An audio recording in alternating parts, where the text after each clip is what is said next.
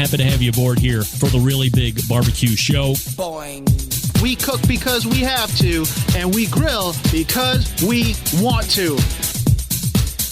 Hit me! Fine, how you doing? You have a great show. I'm a big fan. Boing. So what seems to be the problem here? This man looks like he's dead, and he's in the crackle.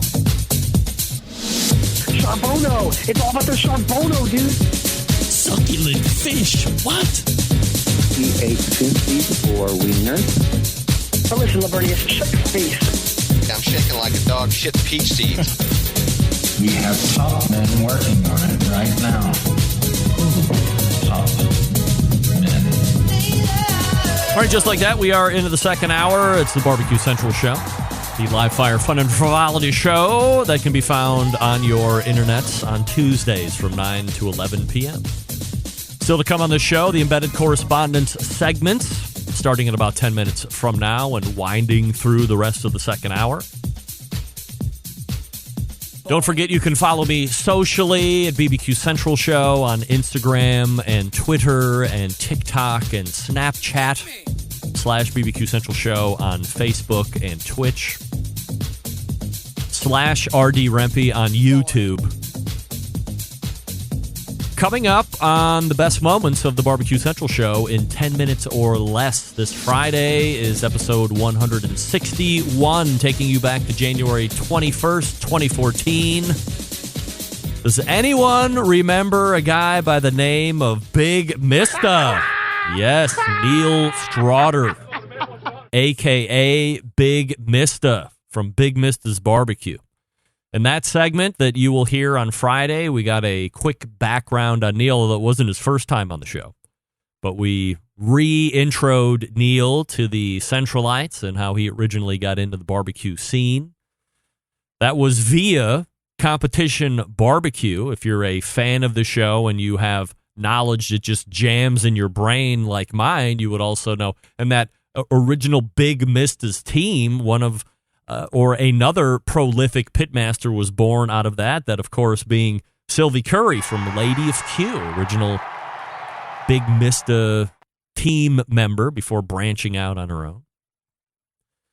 Then he ended up getting out of the competition scene, or perhaps stayed in it, and then also started opening up a barbecue shop at the Southern California farmers market location. Like Neil, to me, is synonymous with making barbecue a business in farmers markets. That was his wheelhouse. He did it in a number of different places up and down Southern California. And eventually he was able to leave his full-time job and do it full-time. His wife, Phyllis, joined him doing it full-time barbecue a few months after that.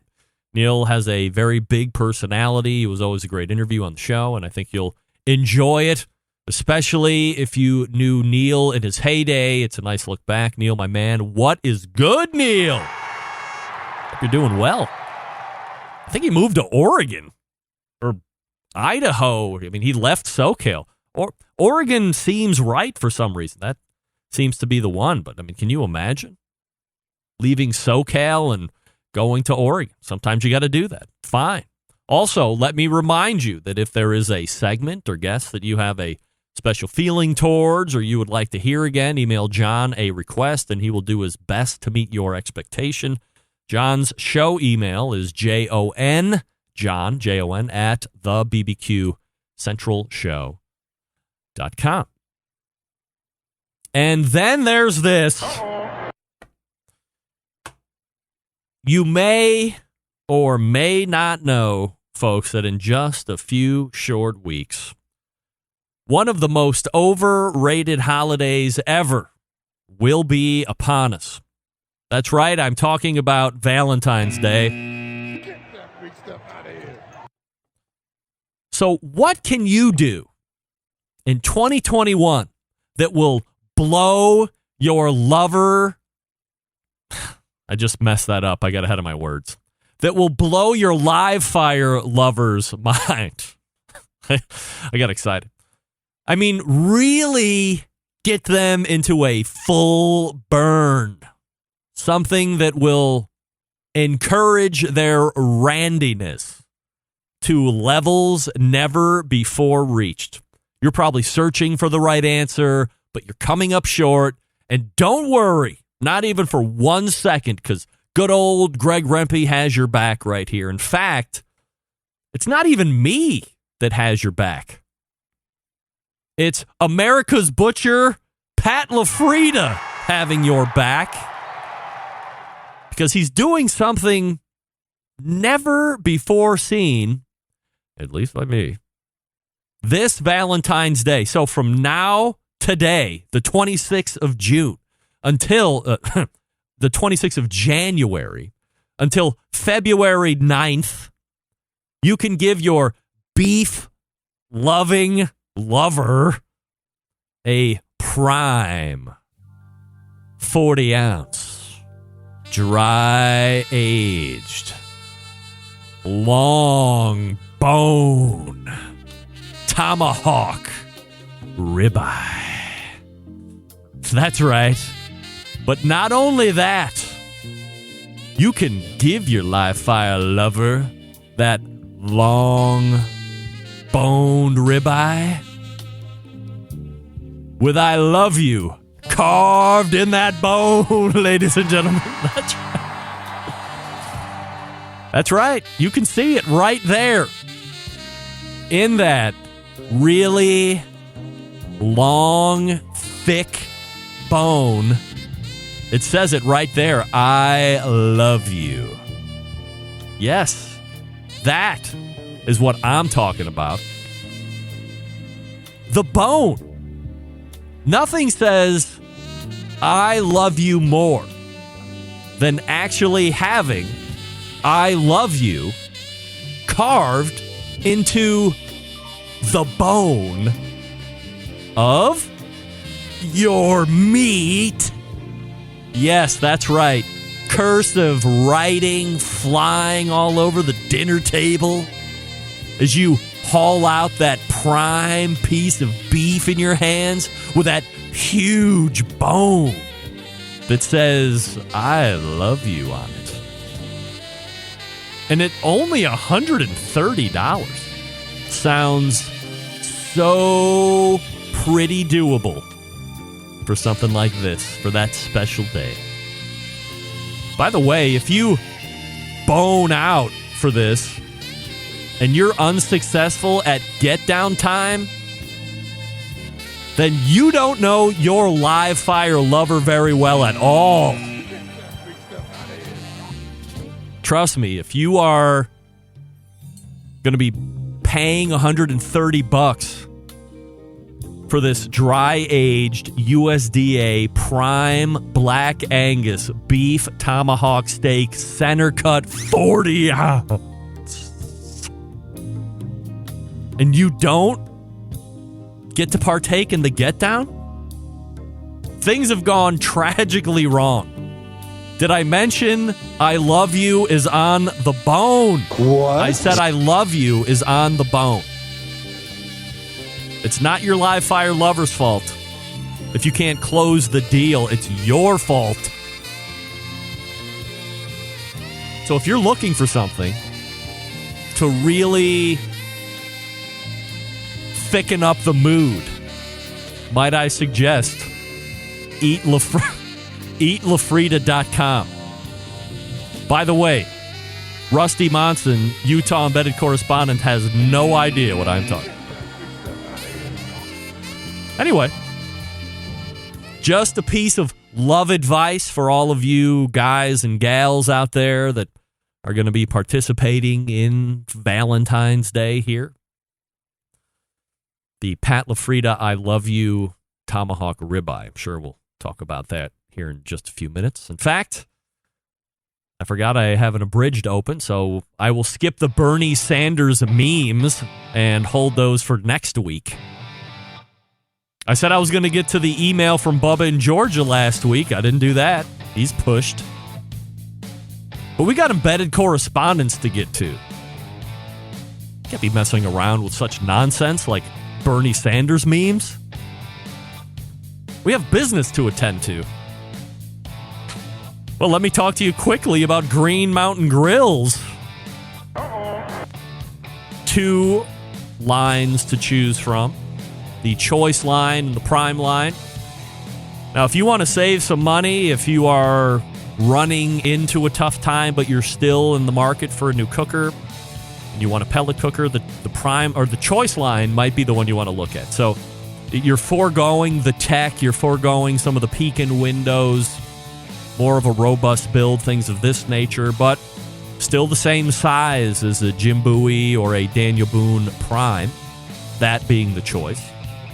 Now, if you have a couple extra bucks, if you want more of a robust build, you want a solid front shelf, you want Wi-Fi and app connectivity and capability, 2 internal meat probes, look-in windows on the main cooking chamber pellet hopper, the list goes on. Prime line is probably going to be the one you want to take a look at. Go to greenmountaingrills.com and check out where their dealers are. Once you find one near you, you can visit the dealer, see what the Green Mountain Grills actually look like in person. They will tell you all about them, get you educated. So when you buy it off the floor and add the pizza oven insert accessory, you can get home and you're armed with all the knowledge, so you'd be successful right out of the bat. Or right off the bat. I used to play baseball. GreenMountainGrills.com. That's GreenMountainGrills.com. If you want to travel with one as well, because you're into tailgating or you're going to go down to the Super Bowl in Florida, wherever the hell that is. The Davy Crockett is something that you want to take a look at. Again, all available for view on the website, and then find a dealer near you, GreenMountainGrills.com. We are back with the embedded correspondence right after this. Stick around. You're listening to the #1 most downloaded barbecue and grilling podcast anywhere. The Barbecue Central Show.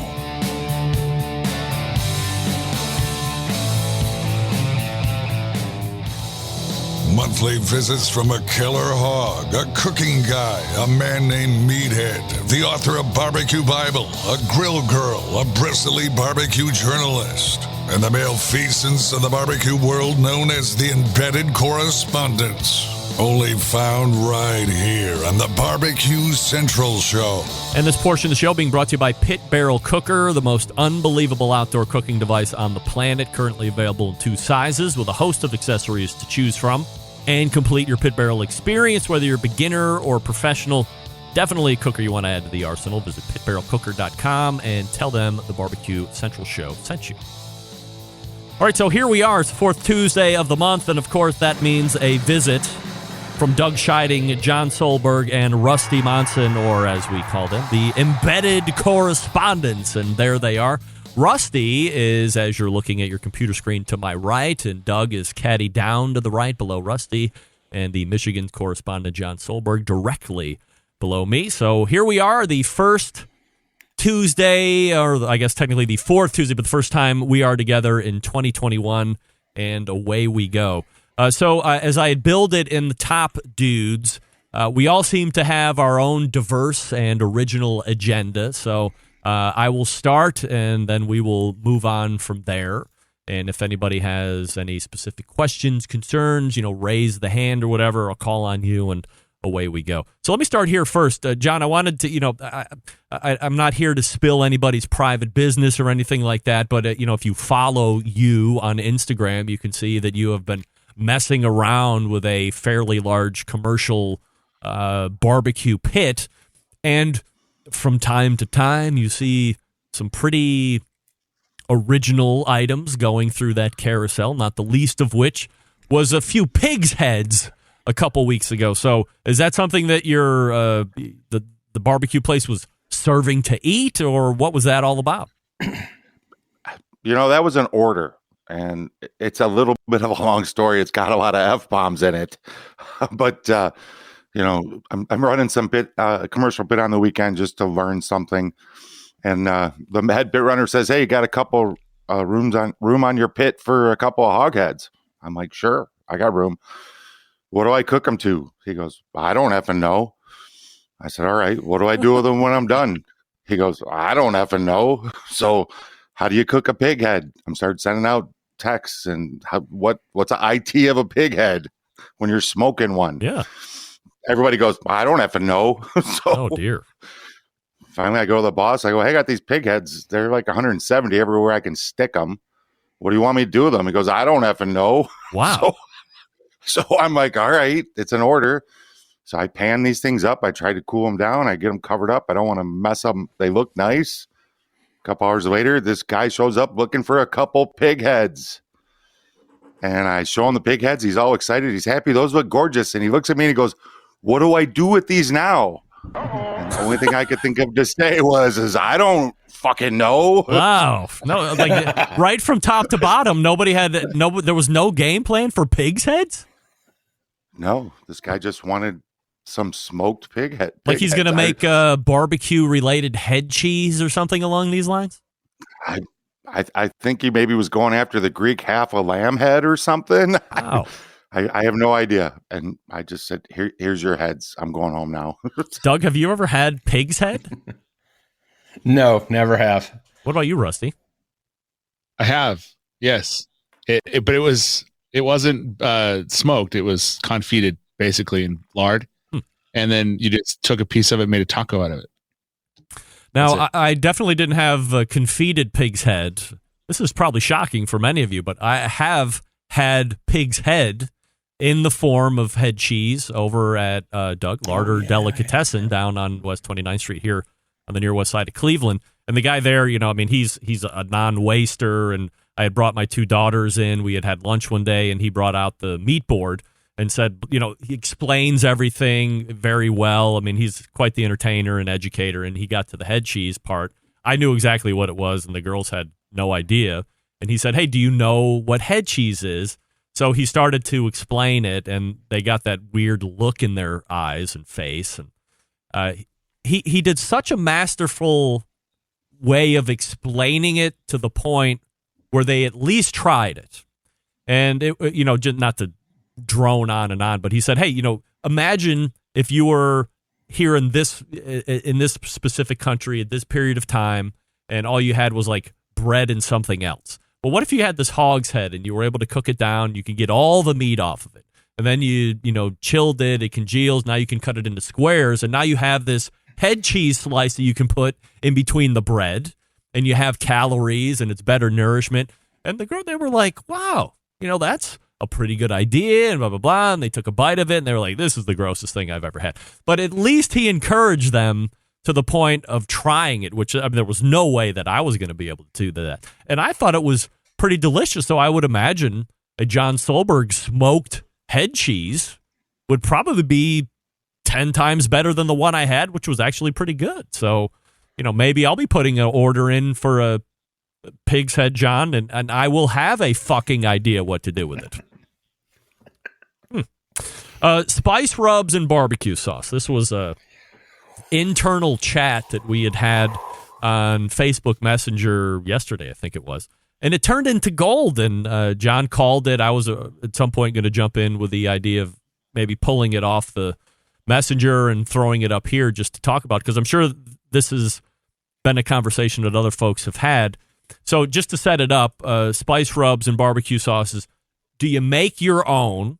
Why or why not? And the meat of the issue here was, does it matter about suppliers and consistency to comp or backyard cookers, and should commercial rubs and sauces always taste the same?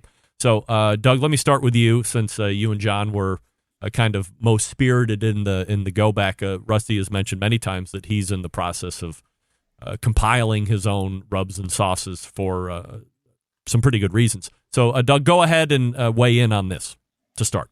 Okay. Yes. So I used, when I first started off, I was making my own rubs and sauces. And what I found out is I was using some rubs for my ribs, and it started tasting differently. So then I started going back, and I figured out it was the smoked paprika that I was buying. And I went to my local store that I was getting my rubs from, and I found out from the manager of that section that they were using a different supplier for the smoked paprika. So my competition ribs were tasting different, and I said, okay, Never again. I'm not going to do that. You could still have the same thing if you ordered online, right? They could, change suppliers at any time. And in competition, you're about consistency. You want everything to be the same. You don't want changes, etc. So I think from a competition standpoint, you need to use commercial rubs and sauces. And yes, they should stay the same. Coca-Cola doesn't change their recipe. Colonel Sanders, that recipe's yeah. Those are extreme examples, but you know what I'm saying. Wine tastes different from year to year. Yeah. A commercial rub should stay the same, and if they change it, then they should basically come out with a new name or something. So change it to a different name. John, your thoughts? I agree. It should stay the same, but spices themselves are an agricultural product. So there's going to be variation in that product from year to year when it comes, not all spices, paprika is made from a pepper, so that can be maintained pretty consistent, but you're going to have variation. It's just going to happen. I don't think it's an argument one way or the other, whether you should make a rub or buy a rub. Rusty? Well, as far as competition goes, I've actually had a time where I got the first run of a rub and it was great. Loved it. Started using it. Did very well with it. And then in the second run, had something in it. They changed something. And it literally, when we caught it before, we went to competition with it, but it would have been disastrous for us, because it was that noticeable. But my reasoning for going into doing my own rubs is a conversation I had with Susie Bullock, actually, and it's quite a long rant. You should get her on this subject because, man, I'll tell you what, she's got a lot to say about it. But it's the difference between a fresh rub and a bottled rub. There's just no difference. Like when she makes hers, it tastes different than when it's in the bottle. There's no difference or there's no comparison? There is a difference. Oh, okay.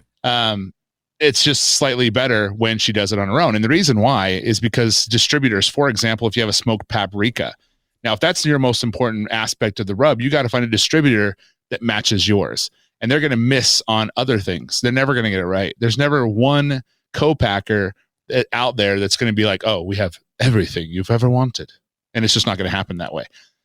So you have to kind of inches and figure out what's good, what isn't, what works, what doesn't for you, and then go your route that way. And so I haven't dealt with it yet personally. These are the things I'm, wading through now, but I fully expect to make some compromises. Right now I use rubbed sage. If they don't have rubbed sage, it's different, so I would have to make that sacrifice or find a co-packer that has a rubbed sage that I want. And that's the difference. But it is better to make your own. It's just hands down better, When I originally got into barbecue and grilling, my cousin is the guy that got me into this whole thing, taught me about barbecue pits and stuff, and said, hey, asked me if I was making my own barbecue sauce and making my own barbecue rubs, and I wasn't at the time. I was just learning how to cook the meat, and he said, to make the barbecue truly your own, you have to make your own sauce, and you have to make your own rub, and then you own it from start to finish. I didn't know anything different, so I bought into that. I bought Stephen Reichland's book. I used his 4-4 rub. Was the first time I ever made my own rub, and it was on the first rack of ribs that I ever did that I didn't know how to fire up that Weber Smoky Mountain, so they ended up coming out horrifically below average, but that had nothing to do with the rub. It was just a bad cooking scenario that I was able to rectify at some point down the road, and found a recipe for my sauce maybe 6 or 7 months later from some guy that I had met up the street in Menor. And I still make my own barbecue sauce. And I think most people that eat my barbecue sauce or taste my barbecue sauce really like it. Maybe I'm just striking the luck meter with people that like a more vinegar-based sauce than something that's overly thick and sweet like the majority of stuff that's out there right now. Maybe that might be trending to a different side anyway over time. But I do notice, to tie this in, that especially in the barbecue sauce, if something changes, like if I'm out of honey that I had been using for the last 2 months and I go to a different brand of honey, the sauce will taste a little bit different. Or I go from the McCormick version of this spice to the Durkee version of this spice, there is a little bit of a discrepancy in that taste. Not necessarily bad, but different. So let me quickly ask everybody here, if a commercial maker of rubs, if it's a McCormick or if it's a big Poppa Smokers or, name whoever the big rub companies are out there, and they have Old World Spices that makes pretty much everybody's spice. If for whatever reason the seasoned salt that they had been using all of a sudden has to change for some reason, is it incumbent upon them to say, here are the things that's changed to everybody that uses that? Do they need to send out notification letters and sample packs and say, here's what it tastes like now because of this change? Or is it part and parcel that at some point something is going to change and you should just be expecting that, doing your own quality control every so often or consistently, John? That's a tough call, not understanding whatever the contract is you do with your co-packer. But I got a feeling when this change happens, the co-packer may not even be aware of it. Unless you're dealing with a Penzi or this big mega spice company, how could it's possible they wouldn't even know? And should they? Yes. Are they gonna? I don't see it happening. What about you, Rusty? You have to. I mean, a lot of people rely on these things because if it tastes different, like you said, honey, you're absolutely right. We went to a competition and we thought, we'll just grab the next Clover honey that, they don't have the one we used. And it was completely different. And make your own rubs. I do use seasoning salt for my own rubs. And if it was different, it would change my whole entire profile. And since I'm in business, that could affect my business. So yes, I think if they know, it's only ethical for them to say something about it, because if not, then that's shady.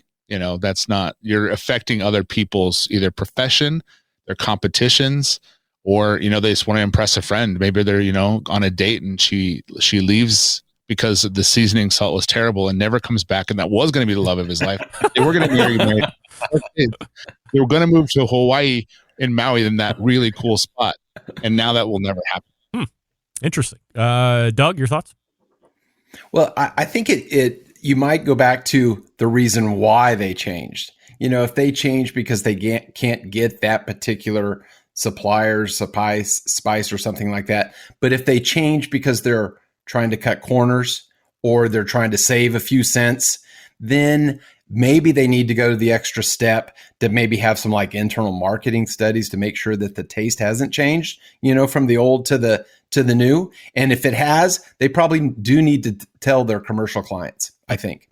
The general public, maybe not. Like Rusty's saying, I was using a sauce in competition, and it changed from the standpoint of I noticed that the sodium content had gone way up, and I didn't place in chicken for like 3 contests in a row. And I was like, and my chicken didn't taste very well. My wife was, the wife approval was not there. So that was the first clue. But, and it was because the sodium content had gone up like 25%. So I don't use that particular sauce anymore. All right. Next question for me, and then I will relinquish the floor back to the panel, as it were. We talked with Derek Rich's last segment about the Spark Grill, which was born out of the conversation I had with Ben West last week when we talked to him about his cooker. John, do you have any interest in this cooker? Do you think it's got any kind of legs, or do you think it will be quickly out of business? Necessarily for us. It's not a grill for us. It's a grill for, Derek said, the sharper image crowd, and that's an exaggeration, I think, of its market. It's a sharp-looking grill. It's compact. It doesn't take up a lot of space. It's easy to run. It's for that upper-scale guy on his patio in his apartment building or something like that. He just wants to come home, turn a switch, and cook a couple hamburgers, and then go inside. I do think it is very cool, and I think there is a market. The proprietary charcoal doesn't bother me one bit, based on the market that I think it's focused at. Doug, your thoughts? First of all, during the interview, and did you go offline with him and ask him? It sure as heck looks like a PK to me. and he didn't really want to go there. I was like, that was kind of weird, but it definitely looks like a PK grill. Concerned about it being porcelain. The proprietary fuel source is a problem. I actually went tonight to go check it out because I was like, I forgot what the pricing was. Delivery 6 weeks. 6 weeks out. No way. Yeah, and I also saw a comment on the website that if you use charcoal instead of their bricks, it takes 5 to 10 times longer to heat up, and it reduces its ability to be able to control the temperature. So it sounds like it's pretty proprietary in its nature, and so to me, that wouldn't be that's really not something I'd be interested. All right, so using somebody else's charcoal is going to affect its programmed performance otherwise. Exactly. And if there's a supply mess up in terms of, delay, then you're running out. You're like, oh, okay, gosh, can't use that for 4 weeks. Rusty, your thoughts on Spark Grill? If you own 5 or more Eddie Bauer items, you probably would love this. But no, really. Like, it's, to be honest though, think about when Traeger came out in the 80s and there wasn't a lot of pellets. It was different. You didn't even have anything in between. These guys were burning sticks, and this dude comes around and goes, hey, these are pellets, So I kind of see it right there. It would be interesting to see. I think it could go either way. I wouldn't mind it. And if it fell on my lap, I would use it. It seems pretty cool just to go out. I like the cast iron part of it. It's a thick cast iron. I really like that. It's just convenient. Like I go out, I have a lot of cookers, but I cook on my Yoder or my Green Mountain Grill all the time because it's so convenient. If I want to go cook a steak, I can fire my PK. Yes. It takes me 30 minutes to get my charcoal basket going, then the temp I want, and then my grates. And it's just this whole thing. And sometimes I just want to go plug it in, crank it up to 600-700 degrees, sear off a steak and go in the house. Not bad. Or do anything, scallops, just something quick and easy outside that I like, because I really like that charcoal flavor and just the charcoal flavor alone a lot of times for stuff. So I see it. I actually see it has potential. I think it's cool. I wouldn't go buy one right now, but I would, if I got one, I would use it for sure. I'm intrigued. There's no doubt about it. Otherwise I wouldn't have had Ben on last week to talk about it. As Derek had mentioned, I'm a little concerned at, $800 or $900, or when it's not on sale, it's trending more towards $1,000. I don't know if I care. Like, Meathead seems to really put a lot of value in being able to set up any grill, not a pellet cooker, as a 2-zone cooker. Like, that holds a lot of value to him when he's evaluating. I don't know if it really holds that much value to me. If I know I'm buying it up front the way that it's coming, I am either going to just live with that because I'm pulling the trigger that way, or I'm already figuring out a way to maneuver around however it's set up to cook. I don't know if I buy into the exclusive briquette thing. I think that, I get it from a business standpoint, but I never like to feel like I'm trapped into a fuel source, although I do own a gas grill, so I'm trapped into having to come up with gas every so often, and I can't get around that. Even if I converted it into natural gas and plumbed it into the house, still gas. But as Doug said, the lead time is a little concerning, but I would imagine if it's actually going to start to pan out, that would improve, and potentially you would start seeing these stocked in stores. I just don't like the one and done use. Maybe I'm a nerd, and when I have charcoal grills and I use them, I preserve the charcoal. If I don't spend it all, I cut off the oxygen and I will reuse it. Even if it's just for a light up, it's just more efficient. At most, at the moment, you're getting 90 minutes out of one of these Spark bricks, which I don't think is a really long time. And 500 degrees, are you really cooking at 500 degrees all the time? I guess I would like to see it in use a little bit more and see where the feedback comes. So I'm 50-50. I think it's something that we might not even hear of by the end of the year, or it could be something that is taking off. This is just the part where it's clearing off of the taxiway and getting onto the runway for a big takeoff here. So we'll see how it goes. All right, so I'm going to stop here for a second, then we'll get to John's stuff, and Then we will move on from there. We're talking with the embedded correspondents, of course. So stick around, and we'll be back with more live fire talk with them. I'll talk to you quickly about Southside Market and Barbecue, established in 1882. Southside Market, the oldest barbecue joint in Texas. They've been owned and operated for the same family operated by the same family for 3 generations.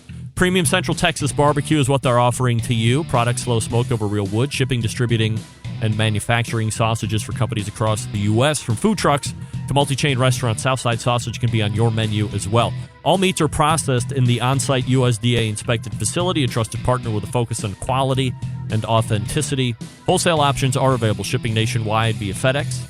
They can also get them through food service channels like Sysco, U.S. Foods, and Martin Foods.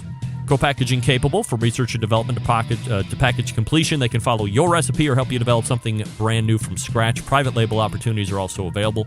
Visit SouthsideMarket.com for more information. While you're there loading up that shopping cart, you can get 10% off the entire order each and every time by using promo code BBQ Central. All one word, lowercase, BBQ CENTRAL, BBQ Central, for 10% off your entire order each and every time you visit SouthsideMarket.com. We are back with more embedded correspondence right after this. Stick around.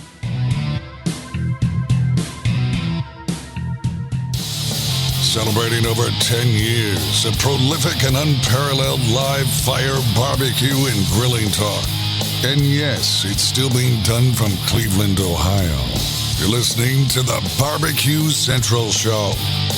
Hey, we got a little breaking news. Next week in the 10:35 hour, we will be announcing the Smithfield grant recipients. How about that? That's right. We have the ones that carried over from last year, and we have the new ones from this year. So Laura Paul getting ready to confirm the 10:35 next week, but I figure I'll tease it out there and press her in. You can also visit Smithfield.com or SmokinWithSmithfield.com for the Committed Cooks program. All right, we're back with the embedded correspondents. John, you are up with some topics, so go ahead. Hey, did you guys meet your 2020 grilling goals that we talked about last year? Anybody? Greg, I'll start with you. Did I give you a list of goals? Well, we all talked about this last year. We all had these goals, and we ran through them all. So I said, did anybody meet their goals, and did they set any goals for this year? Well, I can tell you I met all of my goals from 2020. I can tell you that. That's all. I don't want to brag, so I'm not going to get into detail. Now, for 2021, my goals for barbecue and grilling would be I just want to do it at more frequency. The one thing that I have come to realize is, I've been doing it for a long time, 14 years or however long I have had the very first cooker I ever got, that Weber Smoky Mountain, and learned how to use it, because that thing was, pretty quickly going out onto the tree lawn after that first couple of uses. But after I learned how to use it and finding virtualwebbullet.com, it really changed my life. And I really love the way to cook and the whole method. And then seeing John over the last many months in a commercial setting and seeing what he's doing, I was like, man, maybe it's not fun for him, but as an outsider looking in and seeing the ribs and the chicken and the bull balls and the dog bones and the pig's heads and everything else that he's cooking, I was like, it's inspirational. Maybe I wasn't going to be cooking outside that day, but then I see one of John's Instagram stories and I'm like, you know what? F it. I am going to go to the store and get something and grill it or put it on one of the cookers that I got. And so I want to keep that up. That's a goal for me for 2021, is to just barbecue more, maybe more low and slow, and because I did still do a lot of grilling. And then I would like to, venture out of my barbecue comfort zone more. What I found doing the show is I say this quite a bit. I've never tried this or that, or boy, I hate to admit it, but I've never had this experience, and I don't think I want to do that anymore. I think in my advanced age, I want to be a little bit more experienced in my food palate, and I'm going to make an attempt. I don't have a specific 5 or 6 items, but if I hear of something, I'm not going to just immediately go, well, fuck that, I'm not going to do it. I think I'll give it a whirl. So I'm open to suggestions, and if anybody wants to write in, that's fine. But that's my 2020 goals or things that I would like to accomplish over the next 12 months. Well, since I'm moderating, hey Doug, what's your 2021 grilling and barbecue goals? Well, I'd like to get out more this year. I only did 2 contests last year, and I just didn't go to a lot of contests, and worked on recipes. And last year I decided I was going to cook pretty much everything but chicken ribs and brisket. Although I wound up cooking a lot of brisket. So this year I want to kind of get back to cooking some of the basic competition meats, and I'm going to cook a pork butt this weekend and stuff. And so I've been kind of neglecting that, cooking beef cheeks, picanha, tri-tip, whatever, cooking all kinds of other stuff. So just developed a recipe for buffalo cauliflower for head country, and so a few still do more recipes this year, and I do want to do at least 1 or 2 SCA events, and I'm going to take my Traeger Ranger. Ballsy. Great. Rusty, I know you got some big goals coming up for 2021. Care to share them with us tonight? Yeah. Well, first of all, the food truck's coming up, so I want to get that up and going. And, I'm developing all my own recipes and my own rubs and stuff like that.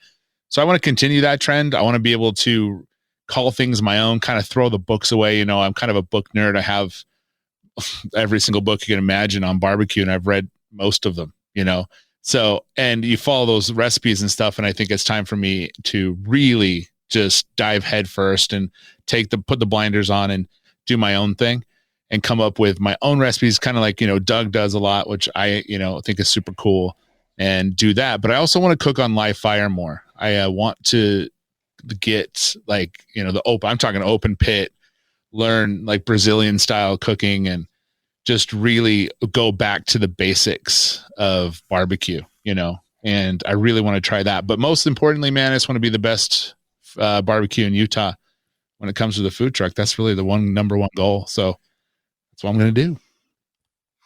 That's a great goal. And yeah, I'll be honest. I don't have any goals this year. I'm just trying to survive, trying to figure out running commercial barbecue. Mm-hmm. It's the hardest work I've ever done in my life. And I have this utmost respect for all the barbecue. You know what? In all the years I've been on barbecue, I don't know anything about barbecue when you're trying to help someone make their living at it. So I'm just going to keep grinding on it and try to survive it. That's my only goal for barbecue. Any other topics that you had on your agenda, John? Hey, my list is pretty full. Do you want to pass this around a little bit? But we can jump right into food trends, or my big only other really big question I have is, based on the news tonight, does anybody actually use the Wi-Fi enabled apparatus on their cookers? I do not. It's like, and look, I think if you go through the history of this show, and when I have manufacturers on that, they specifically want to talk about that portion of the cooker, my question to them is this a feeling in the boardroom that you have to have this in order to get a sale? Or the better question would be, if you don't have it, are you going to lose sales to the other manufacturers that are around your cooker that have the Wi-Fi and the apps and all that other stuff? Because maybe it's my age or the way I came into this particular industry, like learning the management of a live fire first. I don't believe that 80% of the people that buy Traegers and Green Mountain Grills and Pit Bosses and everything else that have Wi-Fi and apps use them. I don't believe it. So I don't know why they are. I think they're put on there because there's a need to feel like they have to be on there. I don't use them. I'm not saying that other people don't, but I think the large portion of consuming public know they're on there. Nice to know I could use them. Don't fucking use them. Doug, I do. What's your I do take some. on? Yeah, I do some. Yeah, I use the Wi-Fi. It comes up automatically on my phone. As soon as the grill comes up, pops onto the network. And so I use it some, especially if I'm going to be out, like in the front of the house and I'm cooking on the back, I'll use it and things like that. But in competition, when I'm hands-on the grill, I don't use it in competition. But that's a different scenario. Wi-Fi enabled cookers. Mm-hmm. What about you, Rusty? No, man, I don't at all. I've tried 100 times. I use my Smoke X, and I have that little thing that comes with me, and I can hold on to it and set it up on my coffee table while I'm watching Jazz games, and just watch it. And I don't have to mess with my phone at all. Turn it on, get it greasy. None of that. I really wanted to. It just didn't. Maybe it's the stuff I'm using, which, to be fair, is a lot. So I don't think I'm going to ever use Wi-Fi. For me, it doesn't make sense unless I'm, I can see it being cool to use because I do document my cooks a lot, especially in competition, to be able to see the, fluctuations and different stuff in certain, temperatures outside, because it's really cold here. It'd be nice to see how that pit runs consistently, and it has those graphs and stuff, which is cool. That's the only thing I can see myself using it for. But again, I just don't have the patience for it. So I'd rather just have that little, connection to my Smoke X and call it a day. What about you, John? Well, for me, I do use it, and the only reason I use it is I write product reviews. So I want to have a really good familiarity. I want to be really familiar with how Wi-Fi works and how different manufacturers, how easy they are to connect. And it's one of those things, a lot of manufacturers, if you don't use it, you lose it. So I do use it on Wi-Fi enabled cookers only to stay familiar with it. If I'm cooking for myself on anything else, there's nothing Wi-Fi attached to that thing at all. I don't even want to use a remote read thermometer 9 times out of 10. Insta-read, that's it, I'll cook. But I do use them for that one purpose. All right, Doug, go ahead. Give us a couple of your agenda items here for us to toss around. Okay, I've got one main one. One thing about the Wi-Fi, the best use of it is the pellet sensor. So when you're almost out of pellets, it'll ping you and let you know that you're almost out of pellets. I do use it for that. I actually ran out of pellets on my Ranger this weekend. So sometimes you better be careful what you get used to. But okay, we're in Texas. Of course, when we get mad, we want to secede from the union. So what are we doing?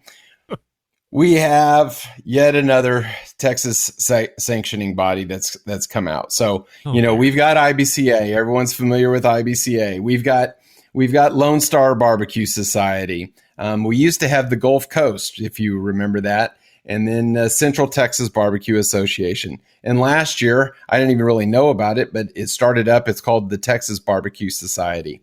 So now we've got the new one. If you haven't heard, it's called the Champions Barbecue Alliance, and it's been started by Fred Robles and Roddy Trevino, two well-known cooks in the state. They've, if Rusty, you may have met him up at the American Royal. Fred, I think, is the reigning American Royal champion, if you will. So there was a little snafu with IBCA and some memberships that lapsed with some board members, including, Fred and Roddy and stuff. And so they were unable to participate in the function of the board. And so now they are going off and starting on their own. And they've got a lot of support.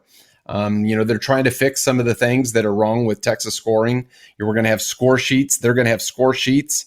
They had their first trial contest this weekend with 20 teams.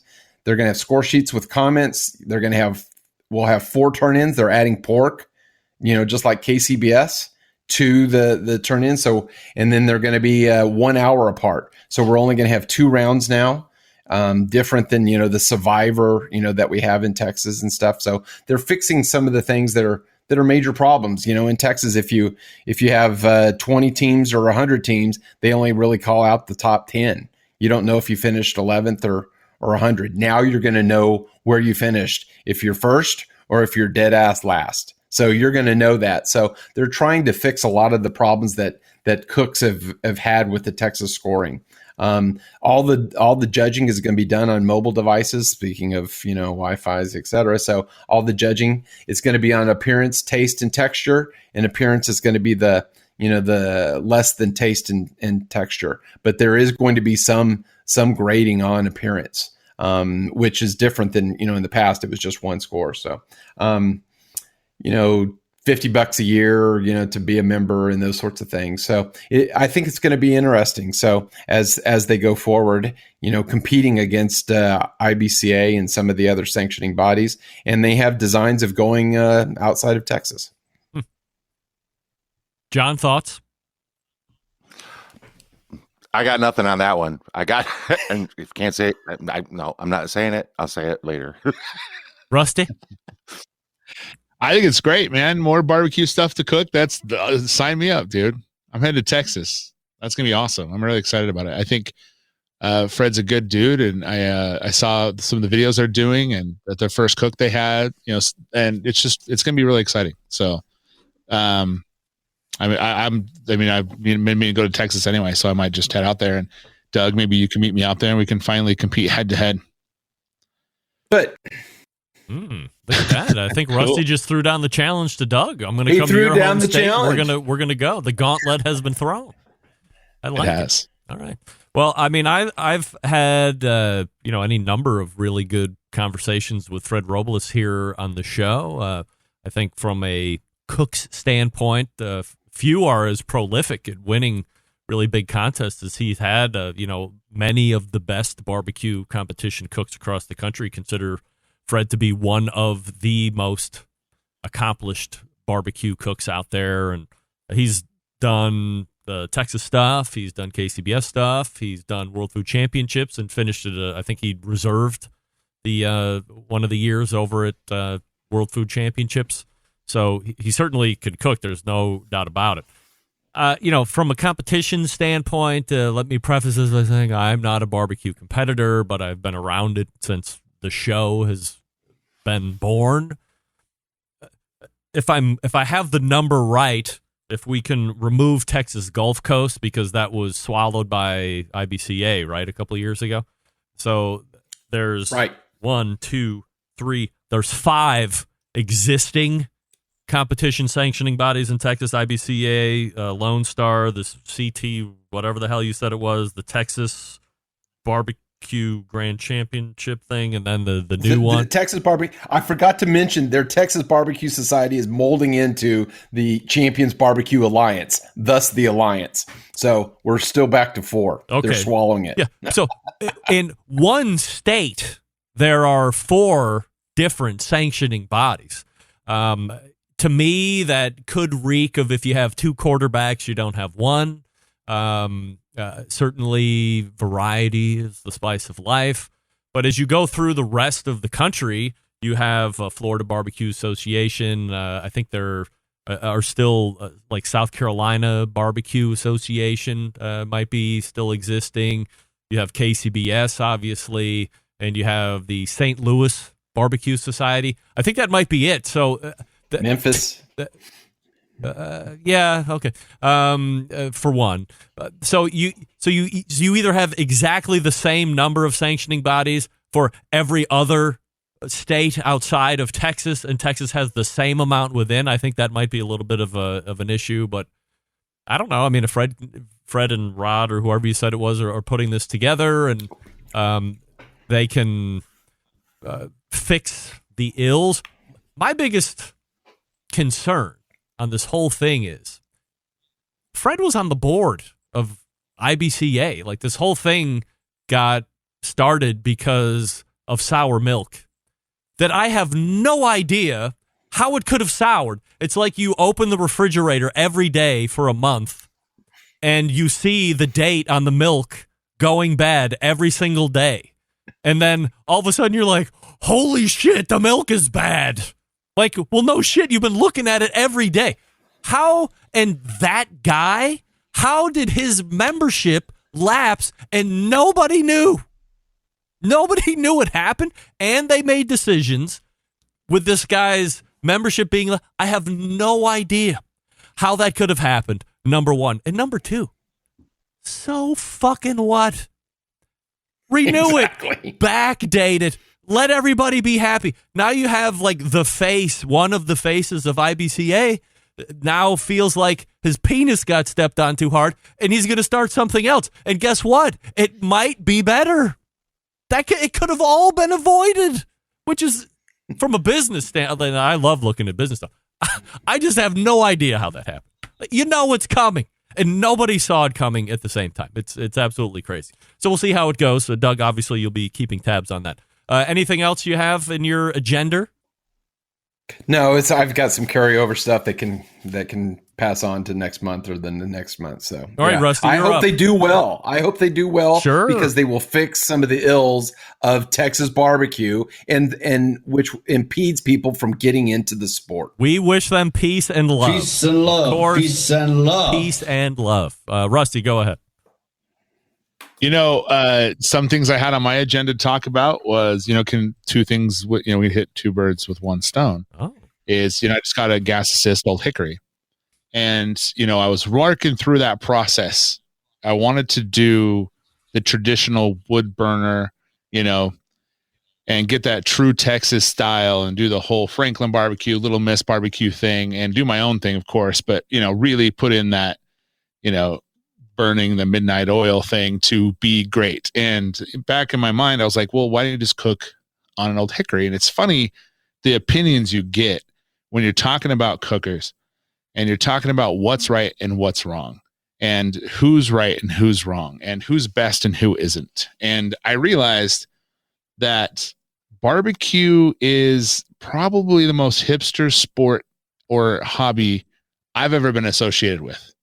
And I mean, I'm the biggest, whatever. I'm the hipster of the show, I guess you could say. But it's interesting how many people just get crap for the Old Hickory. Oh, you're going to have an Old Hickory. Oh, yeah, okay, great. My favorite quote was from a good friend of mine. I've never had good food on a gas assist smoker before.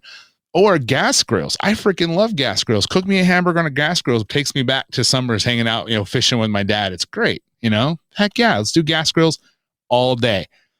So my issue, and what I wanted to bring up and talk about, was why is it that barbecue is so polarized that way? Am I wrong? Is it everything? We're humans and we just like to hate on everything? Or is this barbecue thing literally probably the most polarized hobby on the planet?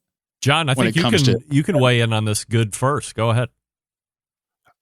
Well, first of all, just brief point is barbecue is like religion. Everyone has one and theirs is the right one, period. That's what everybody thinks. And I don't, cooking on a gas assist for the last 6 months, turning out 200 racks of ribs a day, 3 days a week. There's no way you could ever do it any other way with any kind of consistency. You can't be done. So I think we all started on a gas grill, I think probably here. Is it fair to say it was one of our first grills was a gas grill? Undoubtedly. I have no problem with gas, and I have no problem with anybody else's religion. But a lot of people are going to have a problem with your religion, so you just got to deal with them. Let them go cook several thousand racks of ribs on 18 different methods, and then come back and tell me theirs is the right way. I might listen a little more. Doug, you're on mute, pal. Sorry. Yeah. So I agree it is religious. And I believe I was one of the first people here in Texas to cook exclusively on pellet cookers in competition. And I had people all the time complain to the promoter, he's cheating. You need to go check his grill. He's, multiple, lighting the fire, et cetera. That's against the rules. It was within the rules. I mean, several people called me the one nut cooker, so, like I gave up one when I went to my pellet, we're men, so anyway, literally at the Houston rodeo, after I won it on a pellet cooker, was it the next year or the year after, I was having to argue because they came to us on Friday and said pellet cookers were going to be banned from the contest. Wow. And I'm like, what are you talking about? And so I actually, because it was the year after I won it, 2 years after I won it. So I had to go and argue with some of the people because I knew some of the higher ups that were from Champions Row, some of the, the people that work with you and the ambassadors, and I had to go and argue with them, and it came down to a personal thing. So I got them to reverse it 2 hours later. That they couldn't do it at the contest and reverse that. So anyway, it is a religion, and people look at you and they criticize you for it. So I understand what you're going through, Rusty. Yeah, and I agree fully with the whole religion thought. I tell people I will not talk about politics. I will not talk about religion, and I have recently added barbecue because I have talked to folks who I know do not have anywhere near the breadth of experience that I have, the general cooking experience that I have, let alone the list of contacts of the top barbecue people in the world, competitors, restaurateurs, cookbook authors. There's nobody better than me. And if they don't know me, and nobody knows me, by the way, to listen to these people talk about how they just got into it and they just bought this Yoder smoker and they're off and running with their best ideas and this is the only way to do it. And I'm like, oh, yeah, great. Hey, have you ever heard of so-and-so? I have no idea who that person is. I'm like, oh, okay, well, you're a know-it-all. So I choose to pick my spots if we're going to be talking barbecue with people. And I have no problem with gas-assisted smokers, the Old Hickories, the Southern Prides. Some of the best barbecue I've ever had in my life has come off of those pits. In fact, the best barbecue that currently exists in Cleveland is coming off of an Old Hickory pit. Danny from BBQ Smokehouse in Parma, which is minutes from my branch in Cleveland, produces the best barbecue in Cleveland. And he is running that gas-assisted smoker every single day that he's open. The second best is running Fast Eddie cookers. It's being cooked on a pellet cooker. It's really good. And the third one is Michael Simon's joint. He's using a JR Oiler, so I guess that would be your prototypical pit. But I have never had any issue with the gas-assisted barbecue pit, nor the products that are coming off. Because, look, if you don't know what you're doing, the gas-assisted pit isn't going to help you become magically a better cook. You're still not going to produce a great end product. As John said, it's just helping you produce more consistent mass-scale products. So if you know what you're doing from a cook standpoint, then you're going to be able to achieve a good end product.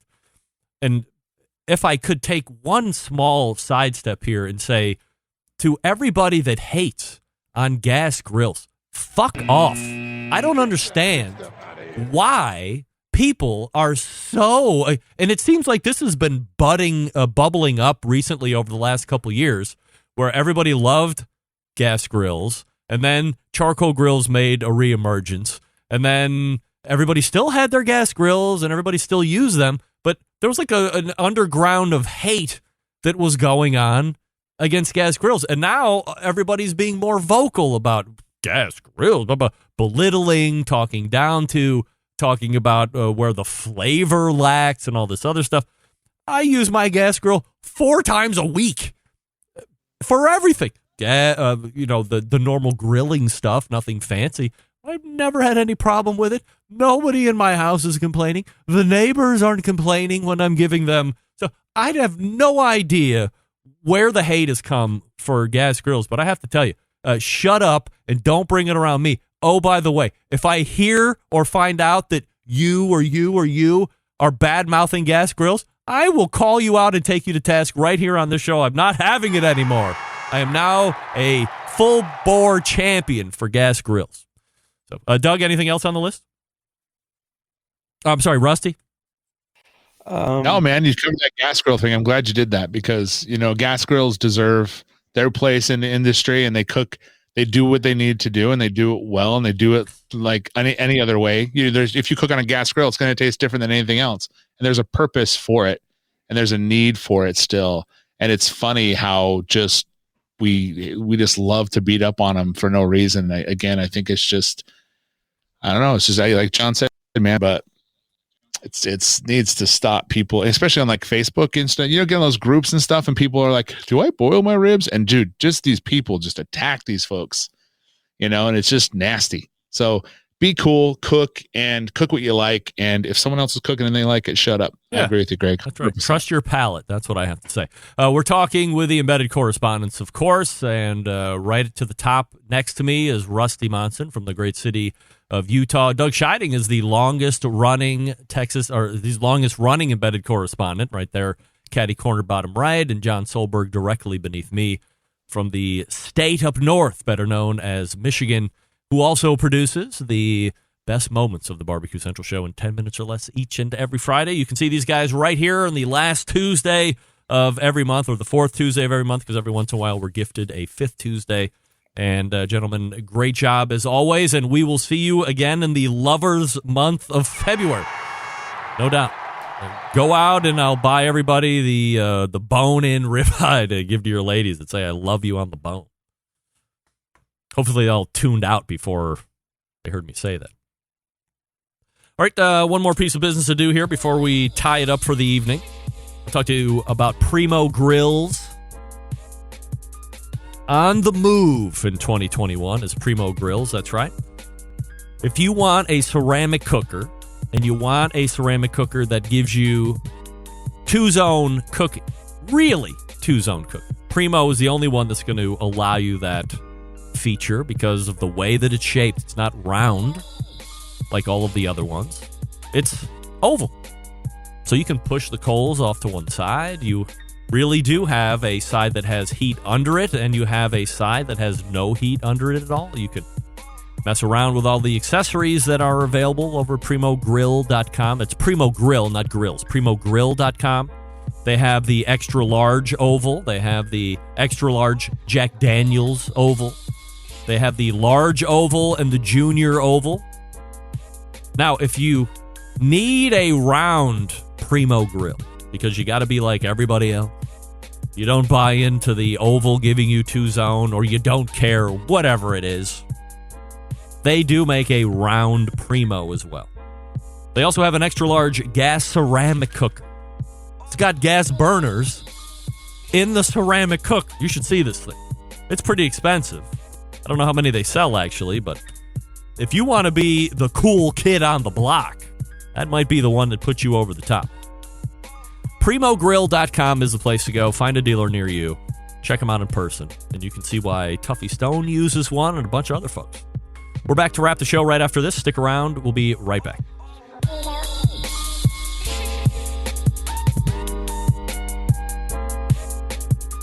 Whole packers, full racks, legs and thighs, injecting butts. If you've never heard this before, you might think you found the best XXX show ever.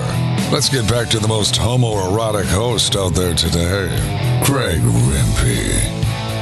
All right, welcome back. This portion of the show being brought to you by Vortic Watch Company, a small batch custom watch manufacturing and vintage restoration company located in northern Colorado. They take unique American pocket watches and turn them into wristwatches. That's right.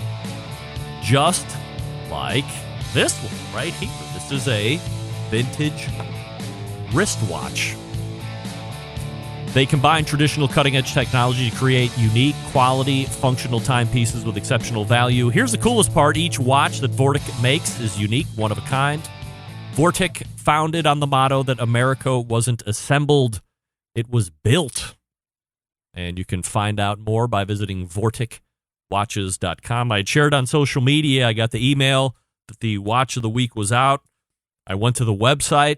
It was still available at the time. I believe it was called the Rockford. And I tweeted out, I bet it doesn't last long. Less than 2 hours later, that thing was sold. $4,100, I think. And there was only like 100 in the country that are even salvageable enough to convert into a pocket watch. So whoever ended up getting that thing, good for you. It's a beauty piece. It's a dime piece. All right, let's get out of here. All the way back in the first hour, we talked with Matt Frampton from Urban Slicer Pizza, urbanslicerpizza.com. He's got some new products that are going to be coming out this year, some spices, amongst some other things, so be on the lookout. Again, if you haven't tried the dough and you haven't tried the sauce, go to urbanpizza.com and immediately hook up with all of that Easy to make. He's made it so easy. So easy. You're going to love it. And the sauce is incredible. If you don't like the sauce when you buy it, just send it to me because I love it. After Matt, we talked with Derek Riches. We talked about the Spark Grill. We talked about Weber and if they might be bought by Traeger. And then he ended the segment by talking about the Traeger lawsuit going on with their Wi-Fi technology and how that might affect some of the other grill companies out there. Second hour, embedded correspondence as we raised our own topics this evening and went around the dais for competing thoughts. If you missed the show, you're just tuning in live, don't worry. First hour is coming up in just a few in podcast feed. Second hour on Thursday, and don't forget the best of on Friday. Big show planned for you next week. As I had mentioned, Laura Paul will be in to announce the Smithfield grant program. We also have Sam the Cooking Guy. We also have Malcolm Reed, and the list goes on. September 11th, 2001. I will never forget until next Tuesday at 9 p.m. Eastern. This is your program host and proud U.S. American, Greg Rempe. Good night now.